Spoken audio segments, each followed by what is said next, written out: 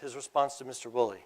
He asked for a draft contract to show his lawyer before he signs. He wants to have his lawyer take a look to decide if he should agree to it. Should he agree to it? If he'd already agreed to something 2 weeks prior, he wouldn't need to do that. He knows there's no contract yet. Mr. Panish likes to zoom in on the part of this email where Dr. Murray says, quote, "My services are fully engaged." But he ignores the most important part. Who Dr. Murray's services were engaged with. And this email exchange is Exhibit 191. If you want to look at all of them, 191. And you can see the whole chain, not just part of it, while you're deliberating. Dr. Murray says his services are engaged with his client of the last 3 years, Mr. Jackson, not with AEG Live. His own long-term patient and client is with whom he is working. Mr. Jackson had hired him. Now, Mr. Panish tried to tell you yesterday that this sentence meant Dr. Murray's client was AEG Live. Go look at the exchange, and you decide what it means. Now, Mr. Panish also likes to make a big deal about the fact that Dr. Murray asked AEG Live for a salary advance around the same time period. He likes to show you that email. Showed it many times during trial. He showed it again yesterday. But again, plaintiffs aren't telling you the whole story. And that's something I want you to remember. You need the whole story, not just when people give you little snippets of stuff. Look at it in context. Look at what people actually meant, not what someone else characterizes it as. And what's the other half of the story?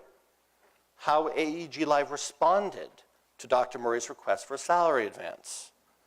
What did they do in response? He didn't show you that.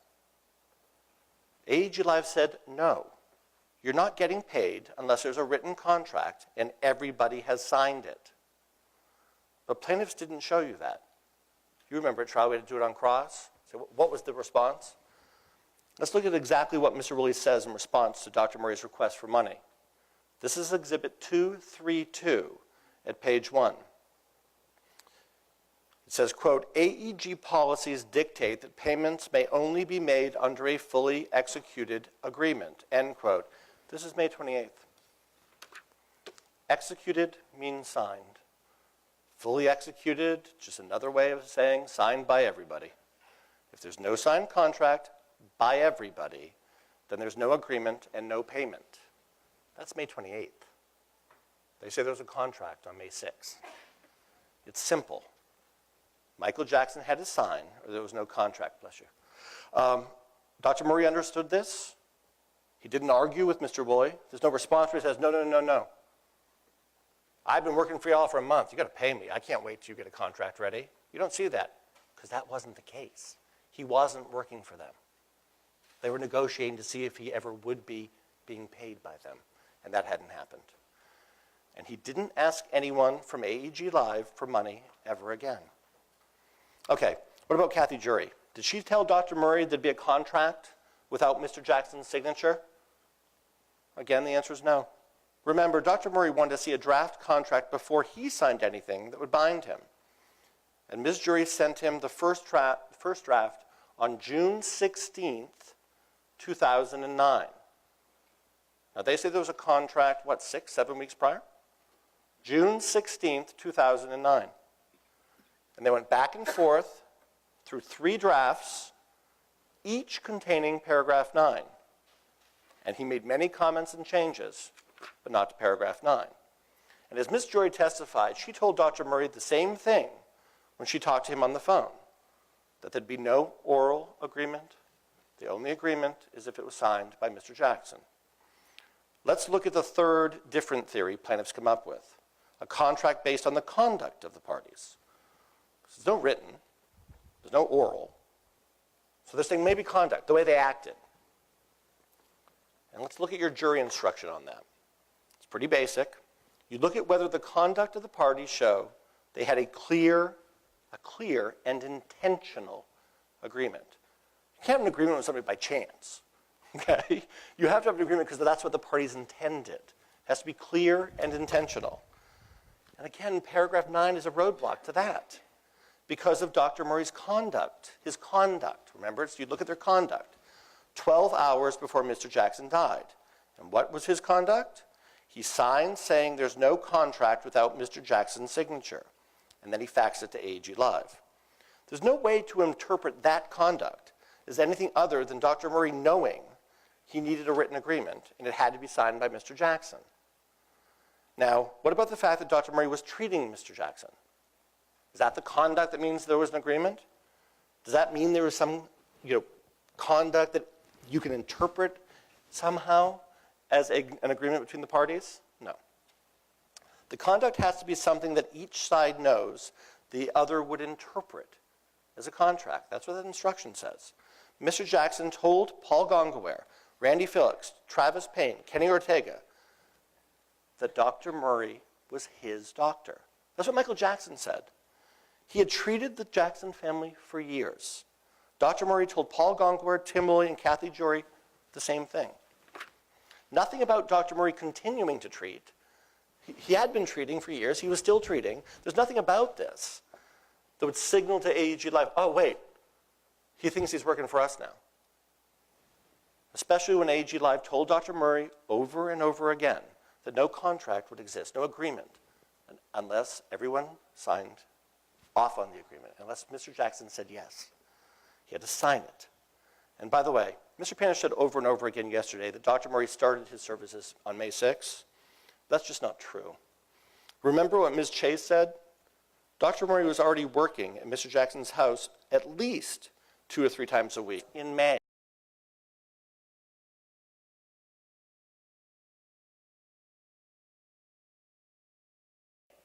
Remember she was fired? She wasn't there in May. So when she said when she started working, he was already working there, it had to be April. As we talked about earlier, there's evidence that Dr. Murray was already treating the Jackson family in California as of January 2009. So we've talked about most of the conduct between AEG Live and Dr. Murray. So what's left? Well, there were times where AEG Live staff attended meetings with Mr. Jackson where his doctor was present. That happened in June 2009. And there was one where Dr. Murray called that doesn't make them hired by AEG Live. So now we've talked about all the conduct between AEG Live and Dr. Murray, and all of it shows that there was no agreement between them. There was no contract. So how do plaintiffs try to get around that? They focus on actions and words by one party that the other didn't know about, those hidden things that you can't look at. Remember, what you're looking for is what the parties communicated to each other. Hidden intentions may not be considered. You can't walk around telling everybody, you have a contract with me, but I don't know that, and therefore there is one. But plaintiffs are telling you to focus on things that Dr. Murray never knew about. They're telling you to focus on conduct that cannot create a contract. A perfect example of this is Mr. Phillips' statement that we hired him after Mr. Jackson had passed. Plaintiffs told you over and over again that this means there was a contract. That means there was an agreement. Now, how is that possible? Mr. Phillips' statement after Mr. Jackson's death doesn't create a contract before Mr. Jackson's death. You have to look at what the parties understood at the time, what actually happened. Look at what happened. Look at the evidence of what happened. And there's no evidence that Mr. Phillips ever discussed hiring Dr. Murray with Dr. Murray. You have no evidence of that at all. That wasn't conduct that Dr. Murray ever saw before Mr. Jackson's passing. That means it wasn't conduct that could have created a contract. Plaintiffs also argue Mr. Gonguera's email to Kenny Ortega on June 14th, 2009, somehow that created a contract. You remember the email. You've seen it almost every day of this trial. They'll ask anyone about it. Now remember, only conduct between AEG Live and Dr. Murray can create a contract. It has to be conduct between them. This email is between Mr. Ortega and Mr. Gongaware. There's no evidence Mr. Gongaware ever told this to Dr. Murray. In fact, the only evidence at this trial, the only evidence, is that Mr. Gongaware's testimony on it. And he said he never had that conversation with Dr. Murray. You have to look at the actual evidence in the case. And plaintiffs haven't shown you a single piece of evidence that Mr. Gongaware ever spoke to Dr. Murray about who was paying his salary, other than in May when he told him that Michael Jackson was offering $150,000 per month. Whatever Mr. Gongaware was thinking about when he wrote this email, you can't consider his hidden intentions. If he never said that to Dr. Murray, it's not evidence of a contract. Period. End of story. Now, Mr. Panish has tried to attack Mr. Gongaware, mocking his memory, saying he doesn't remember anything, did that whole Brady Bunch thing. But that's just not true. Mr. Gongaware remembered all of the meetings he had. He remembered the meetings with Dr. Murray and all the conversations he had. He never didn't remember those. And he testified about all of those at Dr. Murray's criminal trial, at his deposition, and here in this trial. And he did so consistently. Because Mr. Gongaware remembers meetings. He remembers events that occur, places that he goes and talks to someone. He remembers what happens. What did Mr. Gongaware not remember? Think about this. Not what they tell you he didn't remember. It's fun to make fun of Mr. Gongaware. All right? Think about what actually happened. He didn't remember specific emails. He didn't deny them ever. He didn't say, oh, I didn't write that. So he goes, you'd show him an email and say, oh, I don't remember that one. I don't remember the email. But then they'd ask questions about it. He said, well, I remember this happened and this happened and this happened. All he would say, truthfully, is I don't remember the email. At the time, if you remember, he stated that he was getting hundreds of emails a day. Remember, he was producing the show at that moment. Okay? They're going in less than a month to London. And he's getting hundreds of emails a day and producing the show. All right? He was getting thousands in this time period. And 4 years later, he didn't remember all of them word for word.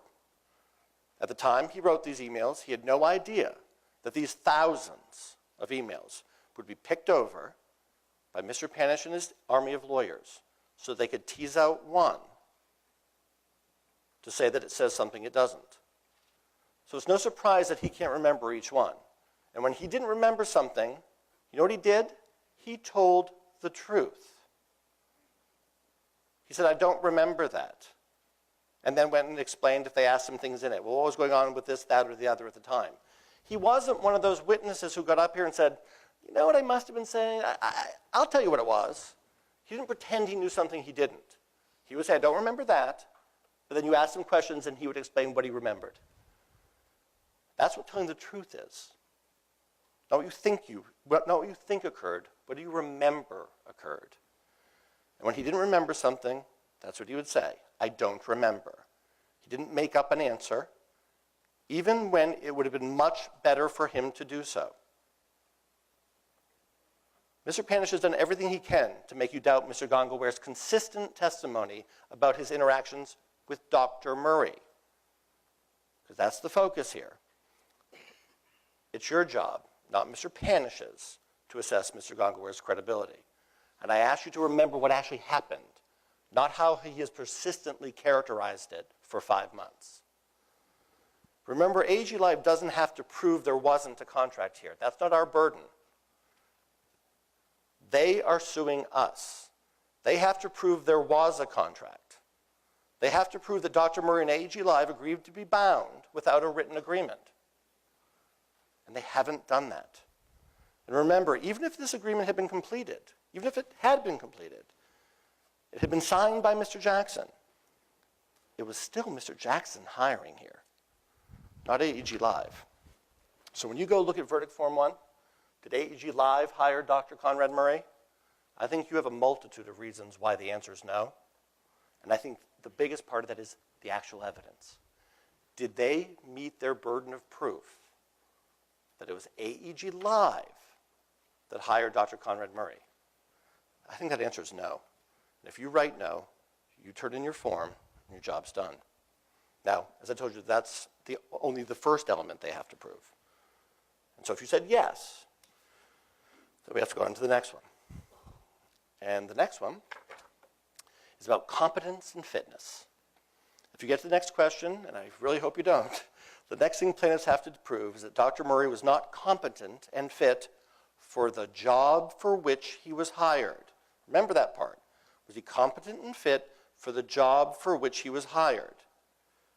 This, too, is something they haven't proved because they can't. They keep telling you he wasn't fit and competent for the job Michael Jackson hired him for, that they didn't know about. But if they're the ones who hired him, he was competent and fit for that job. Look, nobody's claiming that Dr. Murray acted properly here. We don't even know why. But we know that he gave Mr. Jackson propofol for sleep at home without proper equipment and monitoring.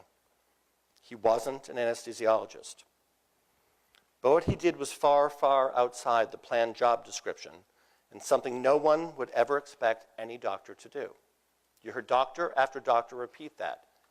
If you're not an anesthesiologist, you're not giving propofol. If you are an anesthesiologist, you're giving it properly. We heard doctor after doctor say they didn't even know what propofol was. So if you decided in verdict form 1 that AEG Live hired Dr. Murray, then the job for which he was hired by AEG Live was most certainly not to provide Michael Jackson with propofol. It was to be a general practitioner.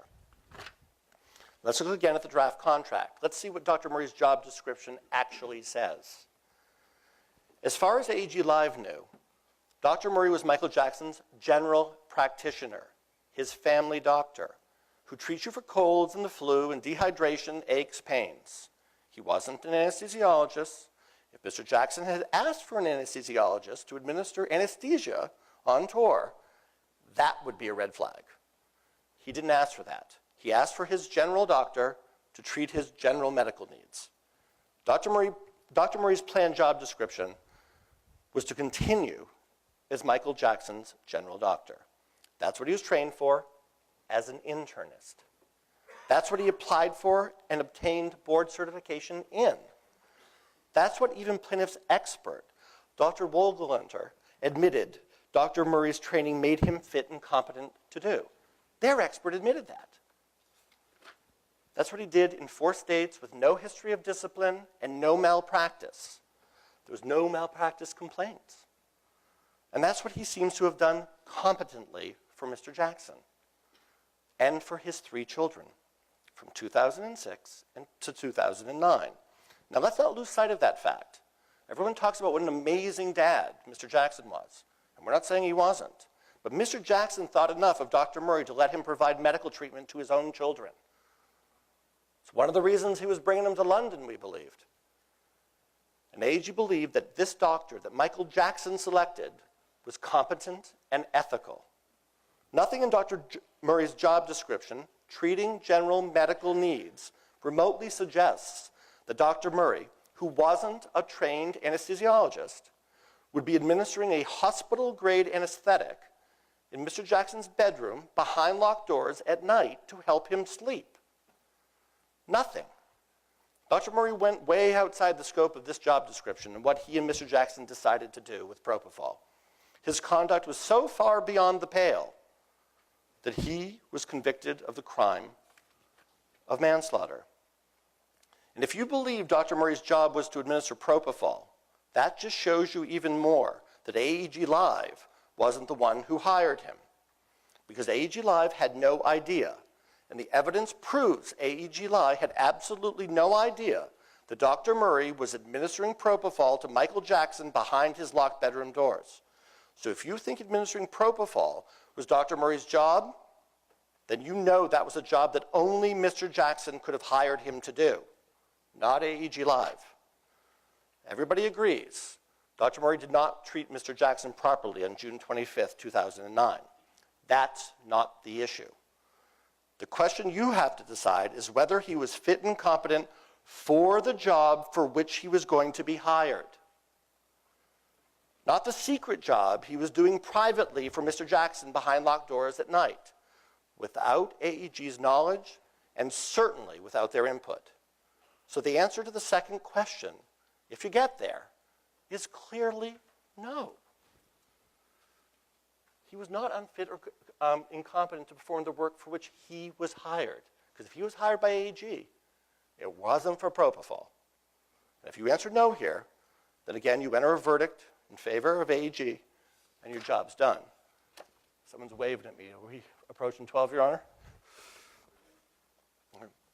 The next section is quite large, so if we can stop at this point. Fine. Is that right? Okay. Well, let's return to the courtroom at 1:30.